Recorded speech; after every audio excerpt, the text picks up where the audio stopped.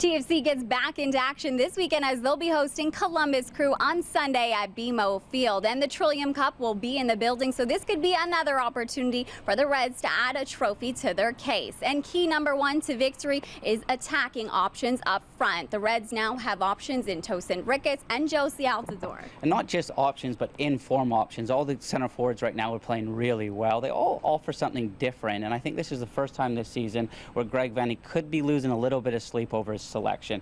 You've got Tosin Ricketts, who offers you raw pace. He's got intensity, and his movement's quite good. He can also do a job out wide. You've got Altidore. He's back from injury. He came on in the last game and played with a point to prove. I loved his intensity. He's a big man with real soft feet. He probably links best with Javinko.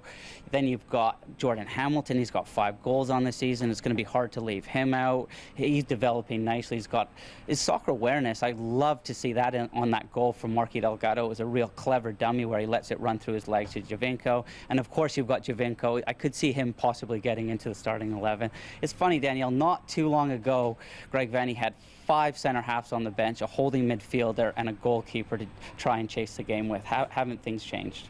Well, the Reds haven't been fully healthy with all 3 of their DPs since May 7. But in terms of the Columbus Crew, Greg Berhalter called out his side earlier this week in terms of their work ethic. They gave up a 2-0 lead over Orlando City SC and only managed to muster a point out of that result. So they have yet to win in 8 games, coming desperate into BMO Field, and TFC could potentially exploit them down the wing. Yeah, that's an area where, if you look at this Columbus Crew system, they play with a back 4 and 2 holding midfielders.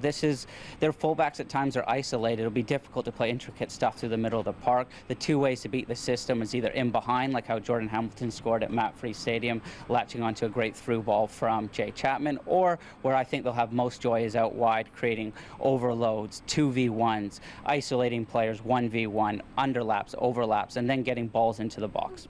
Key number 3, being cautious on the counter. Perhaps no coincidence that Columbus has yet to win without Federico Higuain in the lineup. He was sidelined since June 1st after undergoing a hernia surgery, and now will potentially feature in Greg Berhalter's starting 11. So the Reds are going to need to keep their eye on him. Yeah, after being out for 2 months, he came on and played the last 20 minutes and did really well. He's a talisman of this Columbus Crew team, and the last thing the Columbus will want is an open game like the DC game where TFC were devastating. I think they'll come here, they'll park the bus a little bit, and they'll try to hit TFC on the counter. And they have players like Justin Miram, who's, I think, very underrated in the MLS. He played a part in both goals against Orlando. The first one, he plays a clever 1-2 with Chani on the edge of the box. And then on the second goal that leads to the penalty, he plays a sexy ball around the corner, gives the player the eyes. So he's a player that TFC need to watch out on the counter. They've also got up front Kamara. He's come into the team. He scored 10 goals this year. His movement's intelligent, he's got pace, and if Higuain's given time on the ball,